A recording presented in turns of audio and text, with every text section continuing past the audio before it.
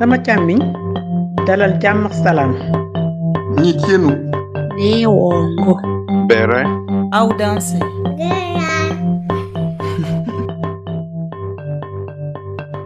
Vous écoutez Kisigi, le podcast de l'Afrique racontée par les Africains. Je suis Elisabeth.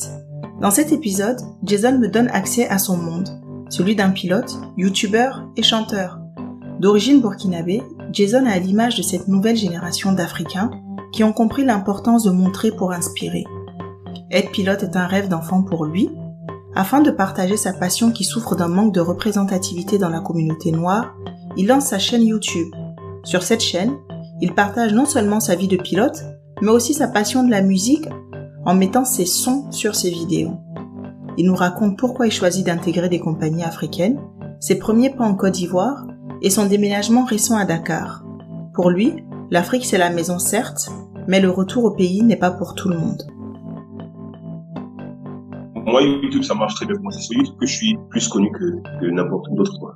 Mon Instagram suit, en fait, mon YouTube. Les gens qui sont sur mon Instagram, c'est des gens de YouTube. Ok. Parce que je fais des vlogs d'aviation, plusieurs trucs, je fais des vidéos de motivation, je fais des vidéos où j'explique des choses, je montre un peu le behind the scenes des vols, de ce qui se passe dans la vie de pilote, nos voyages, les hôtels, tout ça, moi. T'es rémunéré par YouTube. Comment ça se passe YouTube en concret? Ouais, je suis rémunéré parce que en fait, c'est les pubs qui te mettent sur les vidéos. C'est ça qui te paye, en fait. Mais il faut que tu aies plus de 1000 abonnés et plus de 4000 heures de visionnement sur tes vidéos. Quand tu as ça, tu commences à te faire payer. D'accord. En 2000, j'ai déjà dit, moi, je vais faire YouTube. Et puis ça a marché. Elle m'a dit qu'elle est mon courage. Puis voilà, j'ai fait tac. Et moi, le truc que j'ai appris, vraiment, en faisant YouTube et tout, c'est que les gens qui vont te faire réussir sur ta plateforme, c'est pas tes amis. C'est les gens que tu connais pas qui vont te faire réussir sur ta plateforme. Parce que c'est les gens qui vont découvrir ta chaîne et qui vont vraiment partager ça parce que, naturellement, tu as un contenu qui est valable, qui est valuable pour eux. Ils vont trouver ça et en retrouvant ça, ils vont partager ça et ton truc va monter. C'est pas tes amis. Il y a plein de gens ils font une vidéo chaque mois et puis maintenant ils veulent partager partout. Mes amis de Facebook, mes amis de WhatsApp, ça va pas marcher comme ça. Parce que tu ne peux pas promouvoir quelque chose qui n'a pas de vraie traction. La vraie traction, c'est les gens que tu connais pas qui vont le faire. Et pour arriver à ce stade-là, il faut juste être constant et avoir un truc qui a de la valeur. Et je te jure, les gens vont trouver. Parce que moi, la vidéo qui m'a fait réussir sur YouTube, elle a 9 millions de vues actuellement. La vidéo qui m'a fait, genre, blow up sur YouTube. Et cette vidéo, elle est sur des blogs, les gens ont reposté sur Instagram, les gens ont reposté sur YouTube, il y a des gens qui ont essayé de copier la vidéo, remettre. Vous savez que tellement de gens en parlent que ça monte seul, en fait. Et après, même tes amis vont découvrir ça à travers d'autres personnes qui ne connaissent pas. Tu vois? C'est là, en fait. Donc, les gens que tu connais là, moi, je parlais même pas. J'ai fait mon YouTube. J'ai dit que c'était à 2 personnes que j'ai fait mon YouTube. J'ai fait pendant des mois, personne ne savait que j'avais YouTube.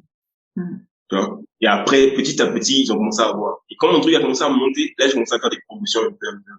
Parce que si tu parles trop là, les gens vont trop te décourager. Ils vont dire, ah, non, c'est pas facile. Ah, Donc, du coup, là, tu as trois flèches à ton arc. Tu es pilote de formation et par ton travail. J'ai vu que tu chantais aussi. Tu fais des sons et tu fais des vidéos YouTube sur ta vie de pilote. Et comment tu arrives à agencer tout ça et comment tout ça est arrivé dans ta vie? Je me dis que t'as pas lancé les trois en même temps. Non. Ok, donc bon, je t'explique alors. Donc, bon, le pilotage, ça c'est un rêve d'enfance parce que dans ma famille, il y a des gens qui étaient déjà dans l'industrie de l'aviation. Donc depuis que j'ai 4 ans, honnêtement, moi j'ai toujours la seule carrière même qu'on me voulait faire, c'était vraiment la carrière de pilote. Je me suis dit, moi je serais pilote. On a essayé de me faire prendre d'autres chemins, mais ça revenait toujours au pilotage. Toujours au pilotage. Donc à 20 ans, j'ai commencé ma formation de pilote en Espagne. J'ai fait ça là-bas pendant 2 ans, ça s'est très bien passé. Je suis sorti, j'ai appliqué en Afrique, j'ai eu les compagnies que je voulais. Bon, déjà à la base, comme on veut parler de ton sujet même de retour en Afrique, j'ai fait ça en Espagne. À la base, je vais commencer en Europe dans une compagnie même britannique. Mais moi, je me disais, attends, je suis africain, il y a des compagnies africaines qui ont besoin de moi et je n'ai pas beaucoup d'expérience, mais l'expérience que j'ai actuellement avec le diplôme que je viens d'avoir de pilote peut me permettre de rentrer dans ces compagnies-là. Donc, pourquoi ne pas aller là-bas, apprendre mon métier dans mon pays, apporter quelque chose à mon pays, au lieu d'aller dans les endroits où déjà, le salaire n'est pas particulièrement meilleur que chez moi. et où je ne connais personne et que je ne suis même pas habitué à vivre là-bas. Tu vois? Donc, j'ai appliqué, j'ai eu des trucs positifs, des résultats positifs. Donc, je suis allé à Air Côte d'Ivoire d'abord. Et puis, c'est ça, quoi. J'ai commencé là-bas, j'ai fait mon stage là-bas, j'ai fait comment dire ça en termes compréhensibles, pas aviation. J'ai fait il y a un truc qu'on appelle le line training. C'est l'adaptation en ligne. En gros, quand tu viens d'arriver, quand tu as un nouveau pilote dans une compagnie, tu fais une adaptation en ligne pour apprendre les procédures de la compagnie, tu vas apprendre les différentes lignes, les différentes destinations de la compagnie et tout. Le temps de te former et être pilote à part entière de la compagnie qui peut voler avec n'importe quel pilote. C'est-à-dire, tu vas faire peut-être les 20, 40 premiers vols que tu vas faire, ça avec que des instructeurs. Et tu vas faire ça jusqu'au moment où on dit, ah, ok, Jason, là, il est bon, il est prêt à être lâché et à voler avec n'importe qui. On sait qu'il est safe, il sait comment ça marche, il connaît les procédures, il peut travailler sans problème. Et là, moi, je commence à parler. Donc, j'ai fait ça, c'est bien passé, là, j'ai terminé. Et j'ai commencé. Et après que j'ai commencé à devenir un peu plus à l'aise et que j'ai commencé à vraiment travailler normalement, je me suis dit, ok, moi, j'ai commencé à piloter quand j'avais 16 ans des planeurs. Et c'est à ce moment-là que ma passion un peu pour faire des vidéos a commencé. Parce que je regardais à la base. Les planeurs, je me dis, c'était où quand tu commençais à voler j'ai fait ça, avec les planeurs? Je faisais ça en Allemagne. Okay. Je faisais ça en Allemagne.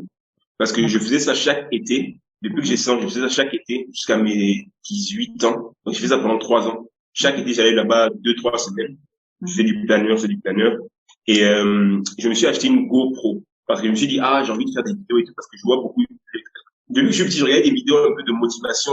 Je voyais des gens, des pilotes de chasse qui filmaient des trucs. C'est tellement, j'ai envie de faire des vidéos un peu pareilles pour me motiver moi et pour motiver les gens genre que je connais, quoi. Donc, je mettais sur Facebook, sur ma page Facebook, je mettais. Et c'est comme ça que ça a commencé. Donc, je mets sur ma GoPro et puis j'utilisais un vieux logiciel qui s'appelle Windows Movie Maker. Et puis j'éditais un peu, je mettais des musiques pour que ce soit un peu cool, je mettais des musiques de jeux vidéo, je mettais tout.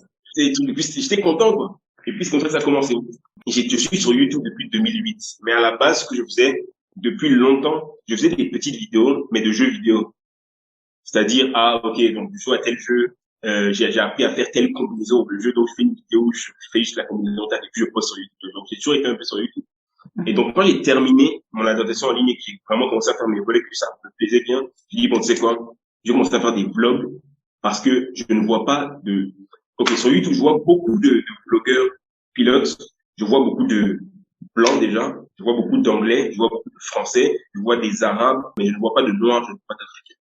Sur YouTube, sur Instagram, il y en a. Mais sur YouTube, pas beaucoup. Vraiment pas beaucoup. J'en ai pas vu.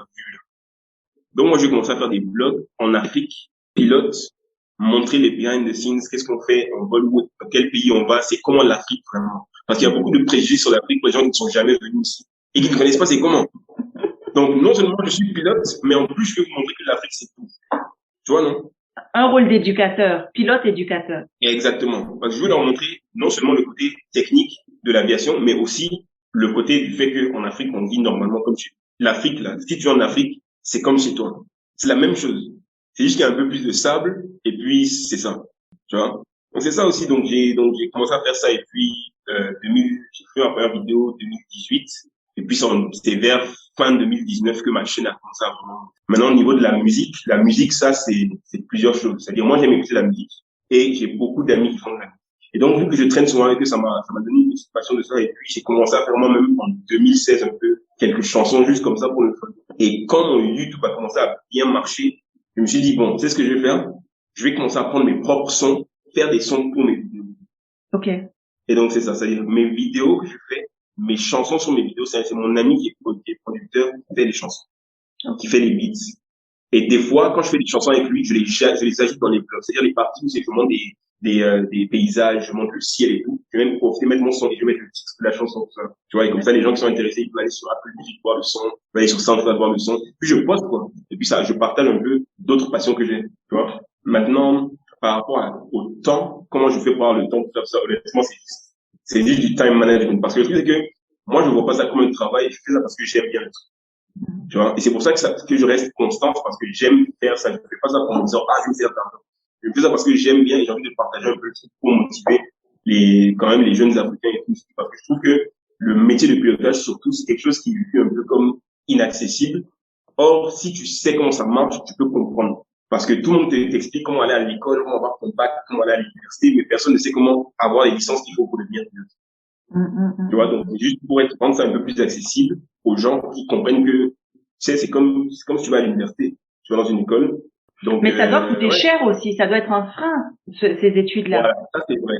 Ça coûte cher. C'est vrai que ça coûte cher, mais après aussi, je te dis, c'est comme être un étudiant international. Il y a des gens qui sont, par exemple, en Afrique ici, ils vont étudier au Canada. Ça coûte cher. C'est le même ordre de grandeur de prix, tu vois. Donc, il y a plusieurs solutions. Et j'ai même fait une vidéo sur ça. Je parle des solutions par rapport à comment financer ton école. C'est-à-dire, soit tu sais que tu veux être là depuis longtemps et tes parents vont t'aider en économisant parce que ça, tu veux faire ça, ce qui était mon cas. Et aussi, les prêts bancaires. Tu peux faire un prêt bancaire, tu vois. C'est-à-dire, et tu peux mixer un peu les deux. C'est ce que nous aussi on a fait. C'est-à-dire, tu fais un prêt bancaire et puis tu essaies de dire le plus tôt possible à ta famille, dès que tu sais que tu fais que, ok, on va économiser parce que je vais aller à telle école, tu fais tes recherches le plus tôt possible. Parce que si tu te dis, ok, je vais faire ça, et puis un jour je deviendrai pilote, ça c'est pas vraiment un plan, il faut un plan. Et quand tu as ce plan-là, c'est là maintenant que tu peux dire, ok, bon, j'économise, je sais que telle école, ça va coûter tant de trucs, donc je peux économiser tant d'argent. Ensuite, je peux aller faire un prêt bancaire pour compléter le reste. Ensuite, quand j'aurai mon travail de pilote, je sais qu'avec mon salaire, je pourrais commencer à payer chaque mois, tant les mensualités. Il y a aussi la troisième possibilité, malheureusement avec le Covid, c'est un peu compliqué, mais il y a la possibilité d'avoir des sponsorships. Il y a des compagnies qui sponsorisent des gens carrément, de A à Z. Mais il faut que tu passes un concours avec la compagnie aérienne, ils vont faire un test psychotechnique, des tests de mathématiques, tout ça. Et s'ils voient que tu as le niveau, ils vont prendre un lot de personnes, ils vont vous envoyer tout à leurs frais et avec la garantie de travail à la fin de l'école. Et ouais, ça prend combien de temps Ça dépend de l'école. En moyenne, 2 ans et demi. En moyenne. Après le bac. Après le bac, ouais. Tu peux le faire après le bac, tu peux le faire à l'université, tu peux après faire ça, mais c'est après le bac. C'est comme faire une école de pilotage, c'est comme aller à l'université. Ok. 2 ans et demi, donc, plus les stages. Donc, c'est les stages qui prennent du temps. Voilà. Maintenant, quand tu vas finir ta formation de pilote, c'est-à-dire tu auras un PPL, Private Pilot's License. Ensuite, un CPL, Commercial Pilot's License. Ensuite, un Instrument Rating pour pouvoir apprendre à piloter sans les références visuelles, utiliser tes instruments et tout. À la fin, tu vas faire un MCC, qui s'appelle un Multi-Crew Cooperation, c'est-à-dire que tu vas apprendre à travailler dans un avion complexe avec 2 pilotes et apprendre à travailler en équipe. Et quand tu auras fait ces 4 certifications-là et que tu auras ton APPL, qui est la partie théorique, qui te permet de devenir commandant de bord un jour, tu auras fini maintenant l'école de pilotage. Quand tu as fini l'école de pilotage et que tu veux devenir pilote de ligne, il faut que tu fasses une qualification type sur un avion spécifique. C'est-à-dire, moi, je suis pilote sur Airbus A320. J'ai fait une formation pendant 1 mois et demi en Espagne pour l'avion spécifique. Donc, tu vas faire ces cours-là.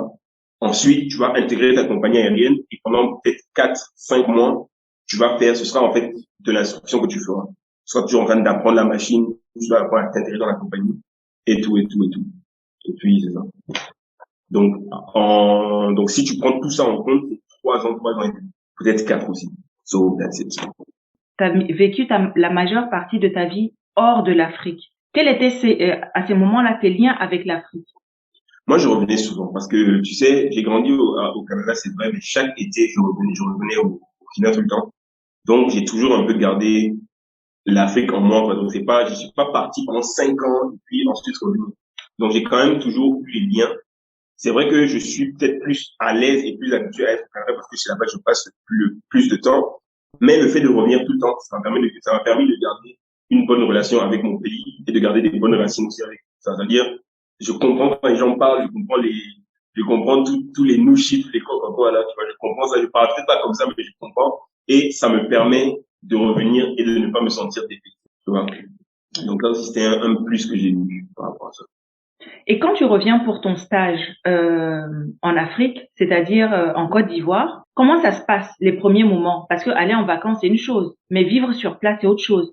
Ouais, ça c'est difficile. Honnêtement, ça j'avoue, c'était vraiment difficile. Parce que tu arrives, moi j'étais en mode solo. C'était en mode solo.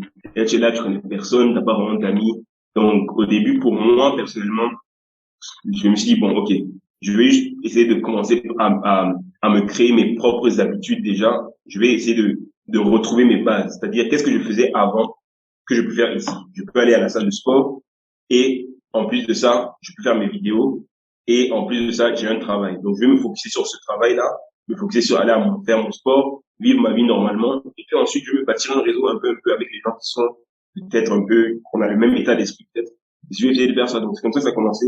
J'ai fait mon travail, j'ai rencontré des gens au travail, j'ai rencontré des amis de certains amis que j'avais à Montréal qui habitaient là-bas. Et puis de ça, on est parti comme ça faire un petit réseau et ça va quoi. Mais je vais t'avouer un truc honnêtement, c'est pas pour tout le monde. Il y a des gens qui peuvent pas faire ça.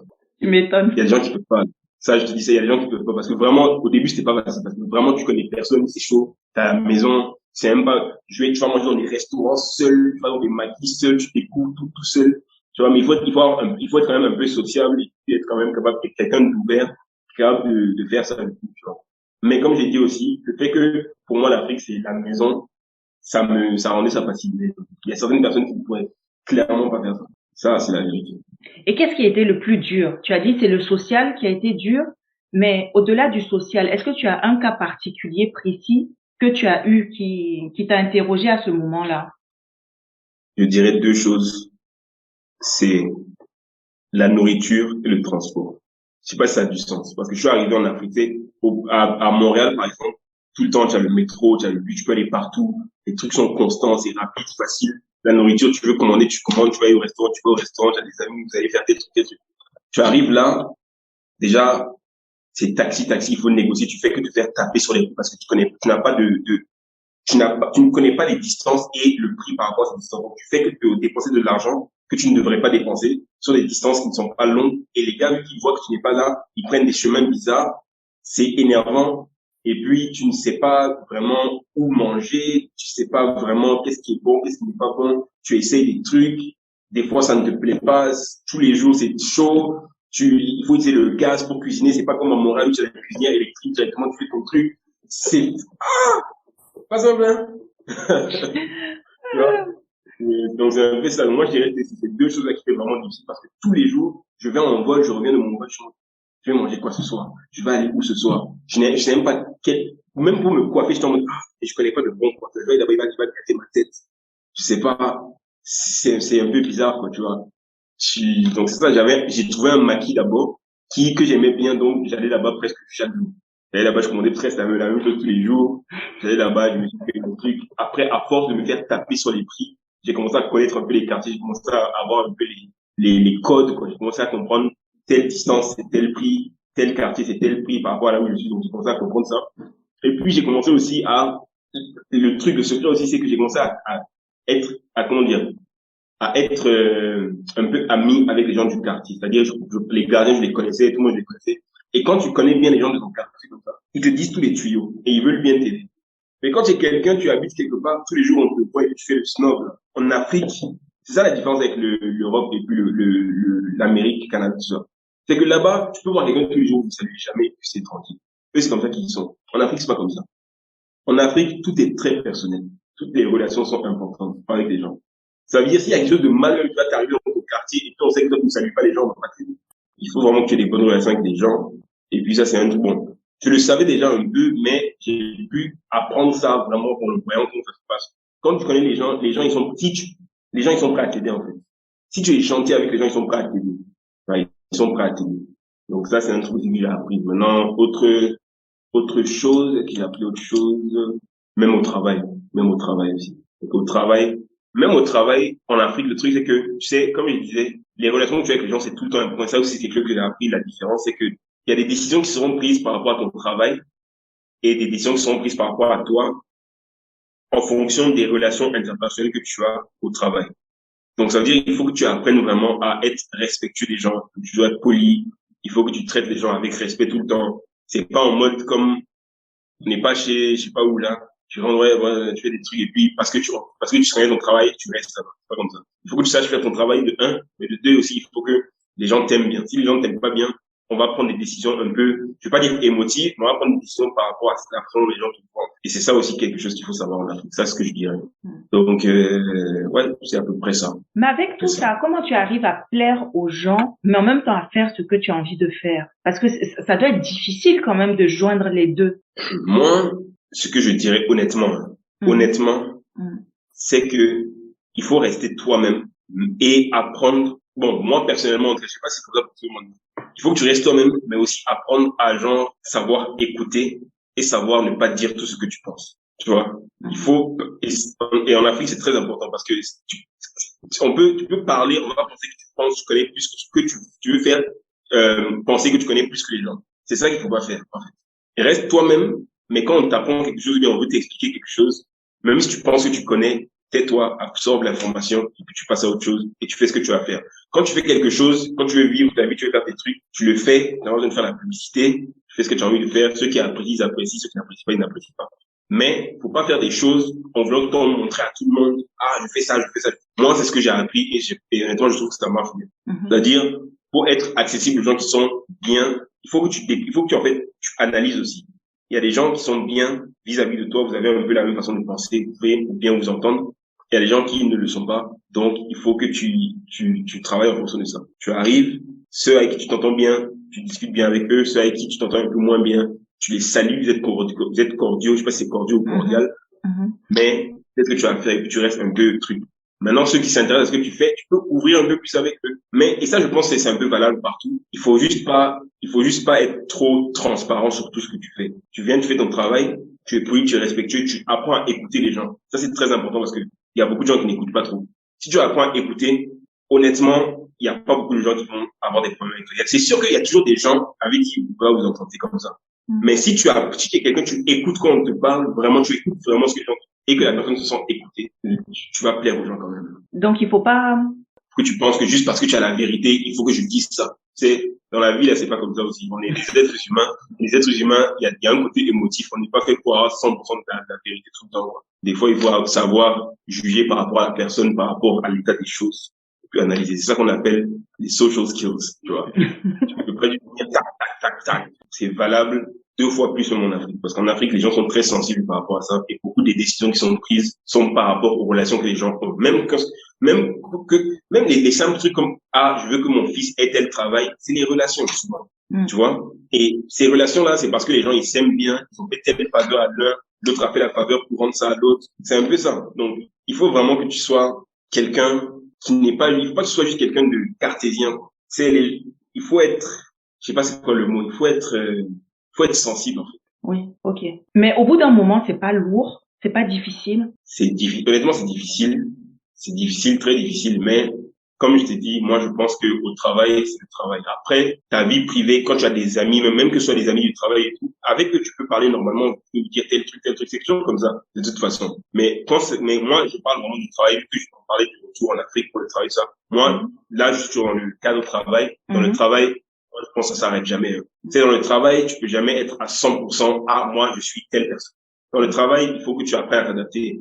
Il faut pas être un faux type, il faut pas être un lèche-bot aussi, mais il faut que tu sois quelqu'un qui s'adapte et il faut que tu gardes un certain professionnalisme. Parce que quand ça commence à devenir un peu trop à l'aise, c'est pas bien. Et puis il y a des gens qui vont pas aimer ça, des gens qui vont pas t'aimer à cause de ça.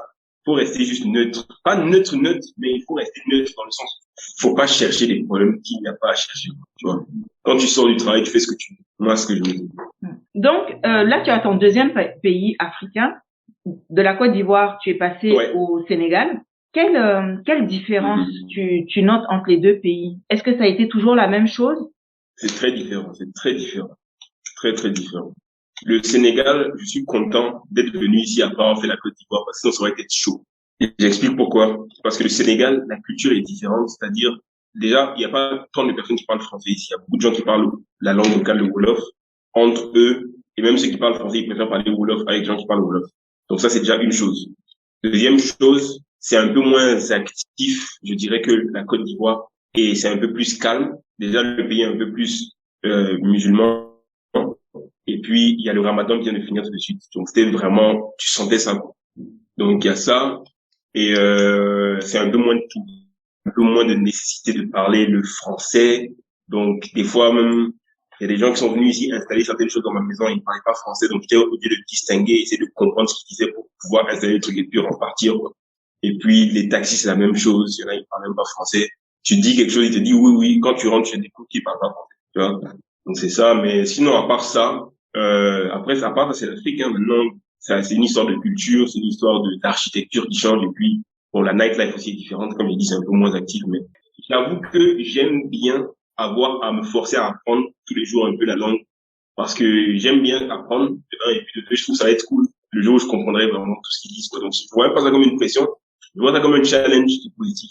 Tu vois, au travail, j'essaie de toujours de blaguer avec les gens. Je dis quelques mots, je dis, apprenez-moi. Donc, tous les jours, j'apprends un peu. Même aujourd'hui, je disais que ça avec quelqu'un là. Je disais, faut m'apprendre à conjuguer tel verbe. J'ai conjugué tout le verbe de A à Z au moins 3 fois.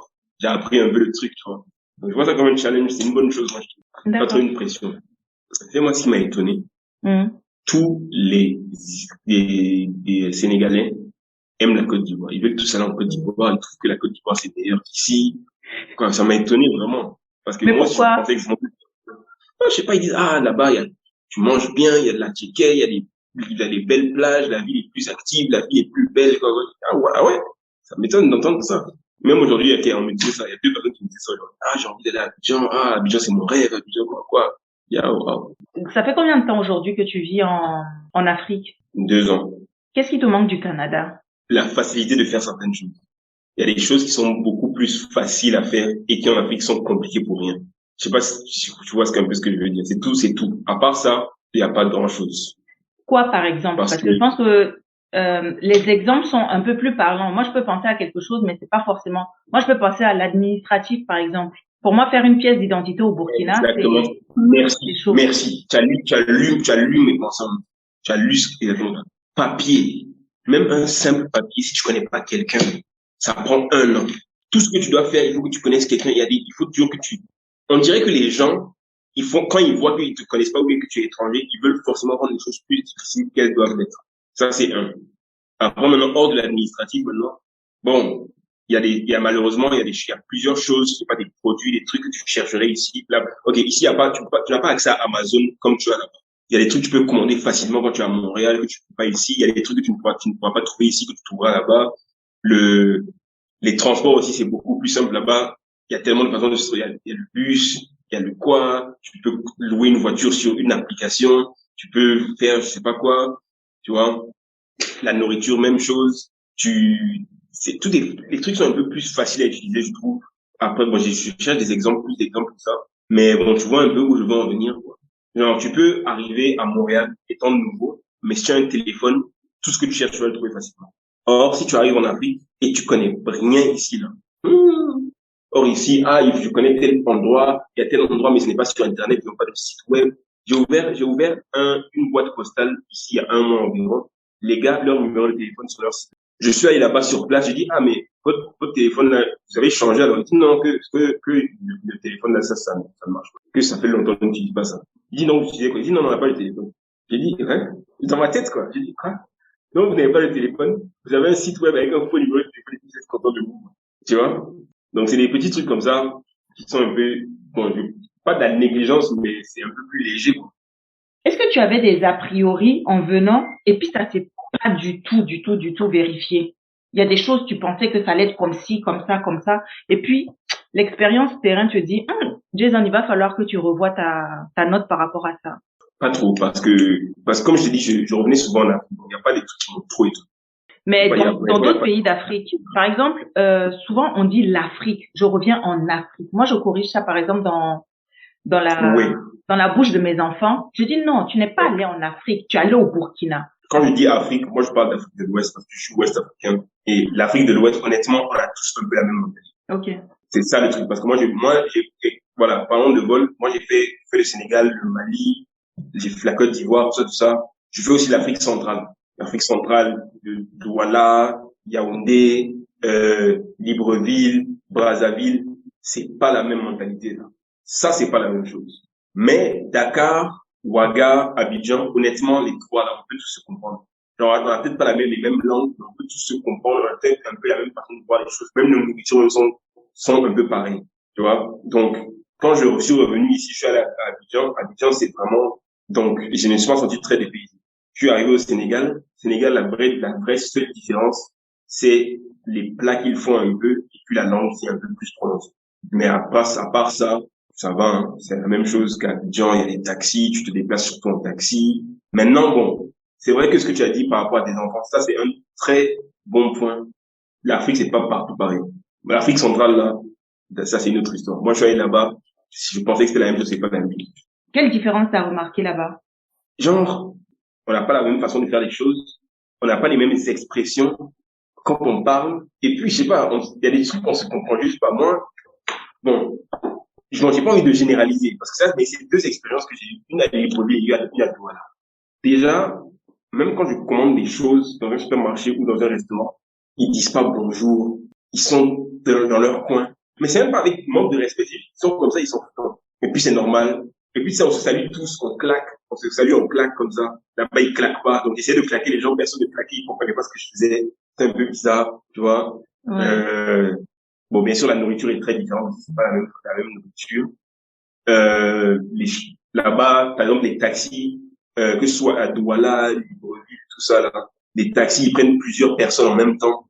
Tu vois, ils prennent plusieurs personnes en même temps. Ils vous amènent, si vous allez un peu dans la même direction, ils vous amènent quelque part, ils vous amènent tous ensemble, c'est un peu bizarre. Il n'est pas assez duré là-bas aussi pour truc, mais il y a une différence. Il y a clairement l'Afrique de l'Est doit aussi être quelque chose de différent. Aujourd'hui, avec on va dire, avec un peu de recul, qu'est-ce que tu aurais fait différemment en arrivant? Je trouve que honnêtement, j'ai quand même réussi à surmonter les trucs bien, donc je ne changerai pas beaucoup de choses, mais je dirais quand même que je me méfierais plus des gens que je l'ai fait. Parce que moi je suis arrivé un peu naïf, avec un peu de naïveté, comme si tout le monde veut du bien, tout le monde est juste gentil, tout le monde est quoi, tu vois. C'est ça que je dirais, parce que ce que j'ai remarqué, et je veux pas donner une mauvaise réputation à la fin, mais les gens, souvent, tu sais, quand tu es gentil avec les gens, ils pensent qu'ils sont plus intelligents que toi. C'est-à-dire, il y a des gens, tu les salues, on n'est pas amis, on n'est pas quoi. Il y a des gens, tu vas les saluer une fois, deux fois, trois fois, quatrième fois, maintenant, c'est, j'ai besoin de tant d'argent parce qu'il y a mon enfant qui est malade. J'ai besoin de ça parce que je n'ai pas mangé aujourd'hui. J'ai besoin de ça. Ils commencent à vouloir te mettre tous ces problèmes en te disant, toi, tu as de l'argent, donc il me salue, donc il doit être un peu bête, tu vois. Donc, il y a ça que j'aurais un peu changé parce que je trouve que j'étais un peu naïf en arrivant. Quoi d'autre? Quelques erreurs que j'ai fait, peut-être, j'ai été peut-être aussi, même au travail, c'est des trucs que j'étais au travail, là. Ça, des trucs que j'ai appris. Au début, je faisais trop d'erreurs. J'arrive, j'ai trop ouvert avec les gens, je crois que c'est ci, c'est ça. Alors que, tu sais, il y a des gens qui disent des choses, après, dès que je n'ai pas là, ils vont parler, ça, ils vont dire, tu vois. Donc, je dirais ça, mais bon, ça, je dirais que c'est quand même un peu partout. Oui, mais c'est le monde de l'entreprise, on va dire, qui est comme ça. Ça, c'est le monde qui est comme ça. Mais par rapport à l'argent, ça, j'avoue que ça, c'est quand même en Afrique. Les gens aiment trop genre, dès que tu es gentil avec eux, ils veulent utiliser ça contre toi. Ils voient ta gentillesse des fois comme de la faiblesse et ils se disent qu'ils peuvent utiliser ça contre toi même comme si tu es un peu bête. Genre, tu me donnais ton argent, je te rembourse. Ils vont jamais te rembourser. Ils croient qu'on est bête. Ça, j'ai fait l'erreur, hein. J'ai perdu de l'argent. Jusqu'à aujourd'hui, mais je peux jamais oublier. Mais bon, c'est ma leçon, il fallait que j'apprenne, tu vois. C'est comme ça. Ça t'a permis peut-être de perdre moins gros.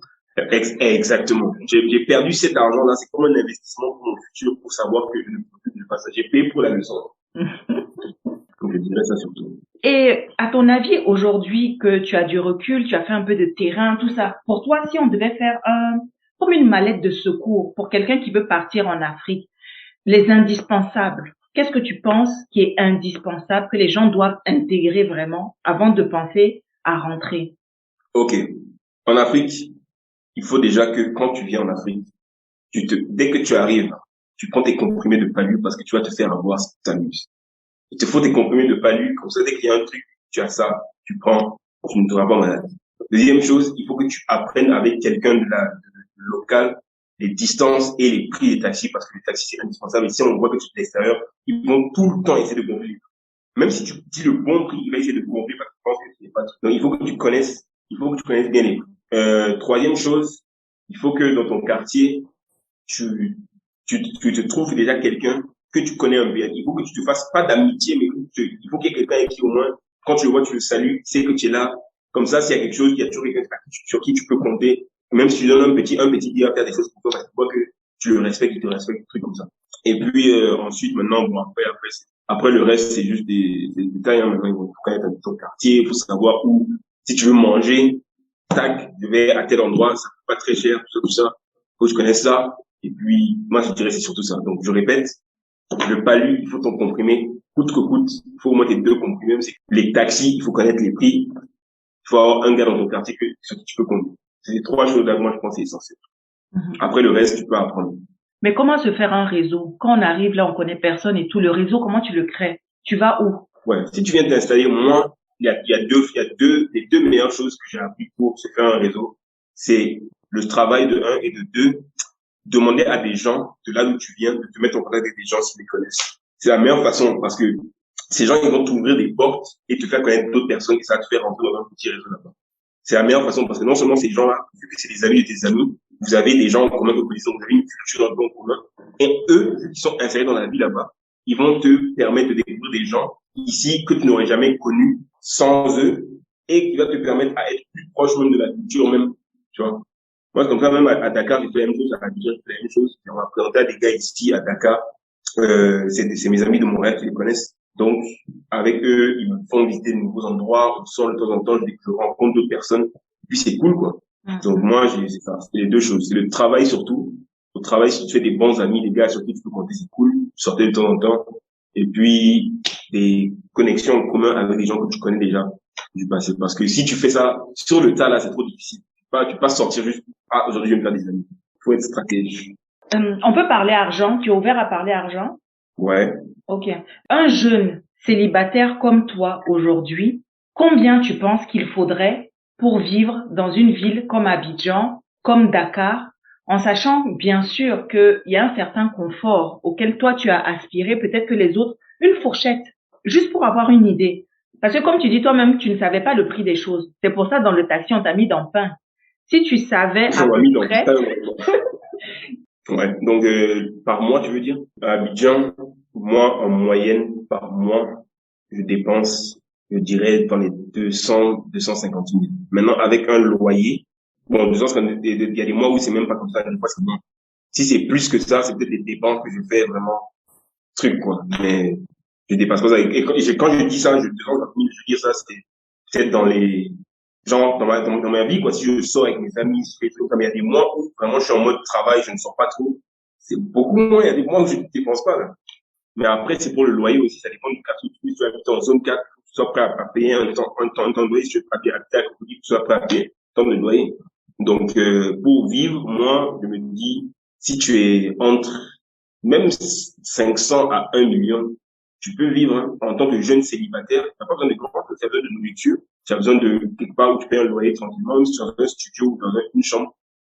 Ça couvre bien, largement. Tu peux même faire des petites économies à côté. Dakar, je connais pas encore assez bien, mais la vie à Dakar est un peu plus chère ici. À Dakar, c'est un peu plus cher, donc je pense qu'il faudrait quand même ajouter peut-être 500. Pour être à l'aise, quoi, comme tu dis, pour être à l'aise. Il faut ajouter peut-être 500. Juste pour une marge, quoi, parce que ici, les loyers sont un peu plus chers, les taxis sont plus chers, et la vie est plus chère.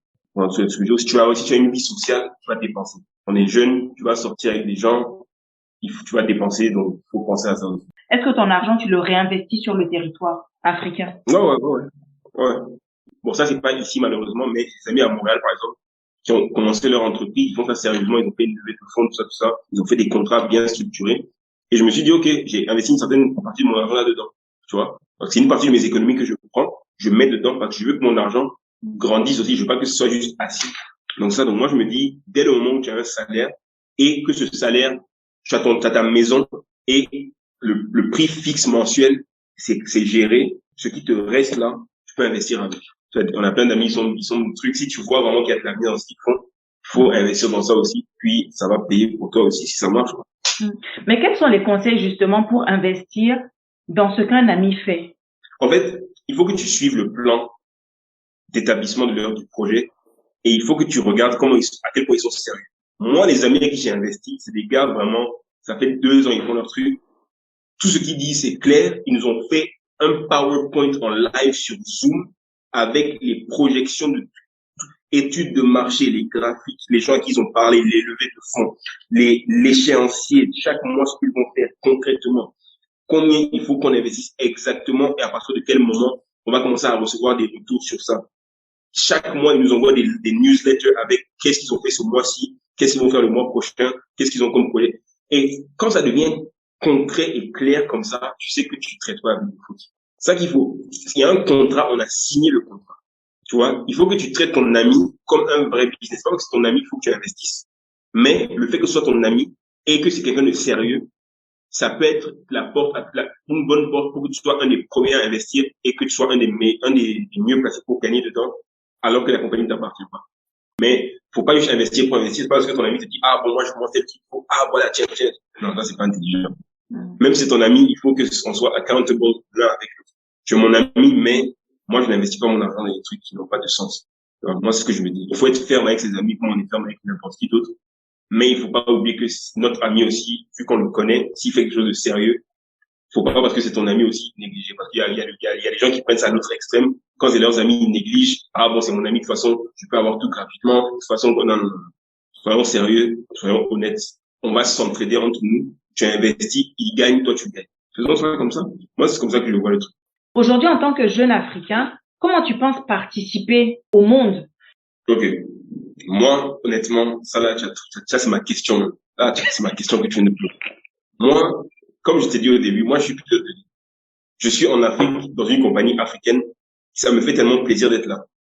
En 2002, on a perdu Air Afrique, qui était la plus grande compagnie que l'Afrique n'a jamais eu de tous les temps.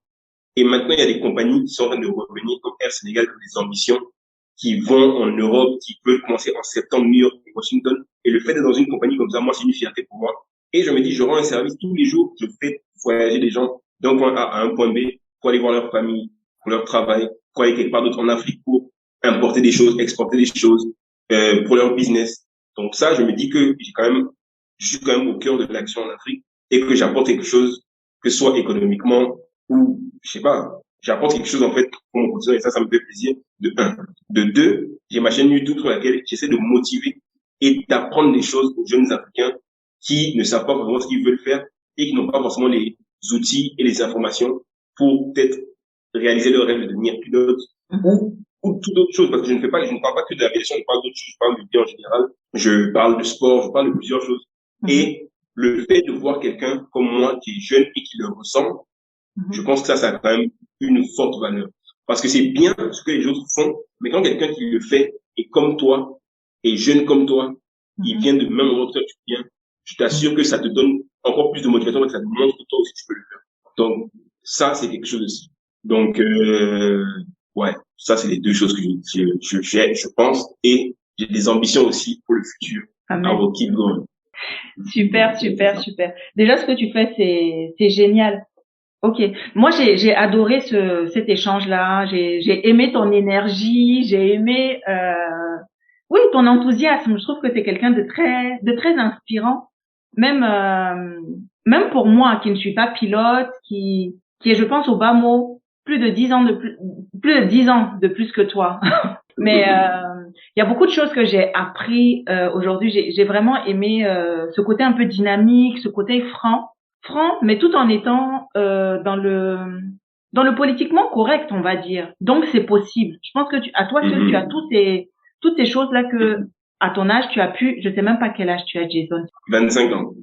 Waouh. Tes grands rêves, je suis sûre que ce n'est qu'une petite partie de tout ce que tu vas réaliser. Et je te le souhaite vraiment sincèrement. Je pense qu'on a besoin d'entendre beaucoup plus de personnes comme toi, beaucoup plus de jeunes comme toi, qui ont fait le pari de retourner, qui ont fait le pari aussi de montrer ce qu'ils sont en train de faire. Je pense que c'est vraiment la marche à suivre. Merci vraiment beaucoup. Ah, ça me fait plaisir. Thank you for having me. Tu as un mot de la fin? Tu as quelque chose que tu veux rajouter? Pour terminer, je disais donc que moi, je pense que c'est dommage de voir des gens qui s'empêchent de faire certaines choses et qui ne font pas certaines choses parce qu'ils ont peur de se faire juger ou ils ont peur des pensées et de ce que les gens vont dire par rapport à ce qu'ils veulent faire. Il ne faut pas se limiter, en fait. Il faut faire ce que tu as envie de faire parce que les rêves que tu as, en fait, tu les as parce que c'est possible d'un côté. Mais la seule personne qui t'empêche de les faire, c'est toi-même, parce que tu as peur de quelque chose. Or, on a tous un cadeau, on a tous quelque chose qu'on peut apporter au monde pour le rendre meilleur et pour inspirer les autres à vouloir faire comme nous ou vouloir même devenir la meilleure personne qu'ils peuvent devenir. Donc, c'est important que chacun d'entre nous, quand on a quelque chose qu'on veut faire, on le fasse coûte que coûte. Et tout ce dont on a peur, à la fin de la journée, quand on va réussir à faire ce qu'on voulait faire et qu'on va le faire parce que non seulement nous, on y croit, mais en plus, on sait que ça peut bénéficier à d'autres personnes, l'amour qu'on va recevoir par rapport à ça sera tellement plus que le hate ou le jugement ou je sais pas quoi. Donc, il faut passer à travers ça. Les gens qui jugent et tout, là, c'est des gens qui ils ont bas d'esprit, en fait. Parce que leur propre limitation, c'est pas par rapport à toi, c'est par rapport à eux-mêmes. Donc, il faut que tu oublies ça et que tu fasses ce que tu as à faire pour pouvoir te motiver toi et motiver les autres, lever ton pays, lever ton continent, lever le monde entier. Là, on en Afrique, on parle d'Afrique, mais à la fin, c'est tout le monde que ça concerne. Et puis, vraiment, il faut sortir de cette négativité. La positivité, le pouvoir est puissant. Super, merci beaucoup. L'Afrique, c'est pas juste le territoire. L'Afrique, c'est chacun d'entre nous. Et je trouve que c'est vraiment quelque chose d'important à avoir en tête. Chacun de nous, vivant ou ne vivant pas en Afrique, porte en lui une partie de l'Afrique et est l'Afrique finalement. Super. Very true. C'était bon, c'était un bon épisode, en tout cas, je suis contente de ça. Oui, moi aussi, je suis très, très contente. Je suis vraiment contente de tout ça parce que je te connaissais pas. Comme ils disent à Dakar, n'y pas. Ah, ok. On est ensemble. Voilà, j'apprends très direct.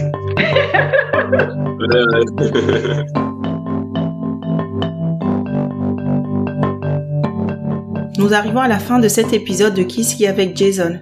J'espère que vous avez pris autant de plaisir à l'écouter que moi à le faire. N'hésitez pas à aller voir les différents comptes de Jason sur YouTube et Instagram. Vous pouvez me faire vos retours sur cet épisode sur le compte Instagram ou Facebook de Kisigi, le podcast. Je vous dis à la semaine prochaine.